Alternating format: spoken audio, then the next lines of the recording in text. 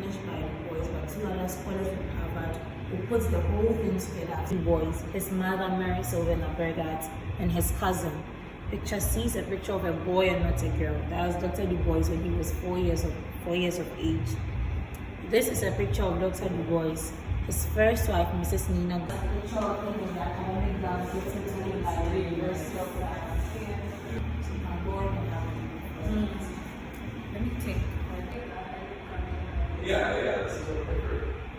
Things off of legends and The next is the closer.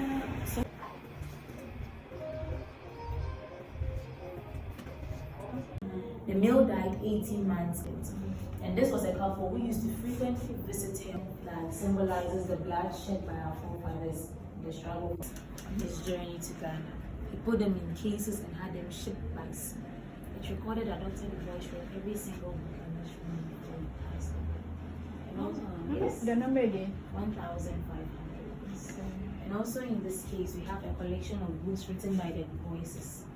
So, from the first shelf to the fifth shelf are books written by Dr. Du Bois, and the last shelf are books written by his second wife, Mrs. Shirley Graham. In all, Dr. Du Bois published around 1,975 books. And like a hero, he left for the UK to go study.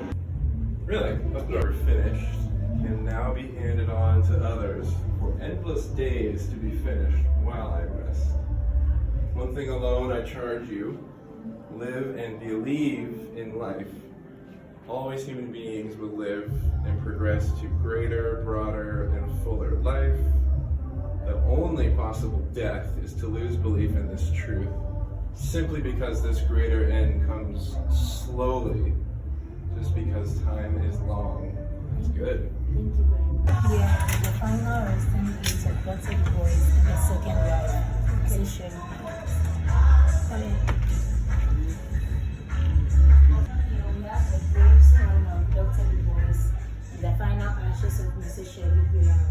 Dr. Du Bois was initially buried at the Christian World Castle in Osu, but when the government decided to change this place into a museum, in 1985, its remains were exhumed and buried here.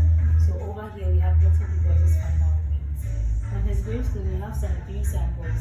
So this sample is a sample of soil from his hometown, which is Great Barrington, Massachusetts.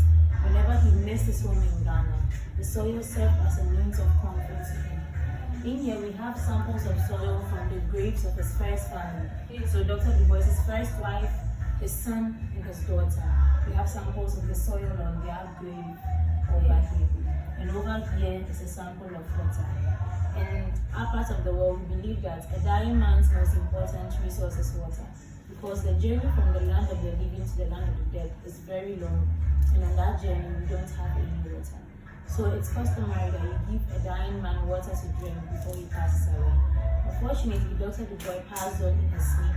He didn't have water to drink. So we keep this sample here for him wherever he may be. Over here lies the ashes of his second wife, Mrs. Shirley Graham. So we'll go back to the story surrounding the picture we saw in the bedroom of her.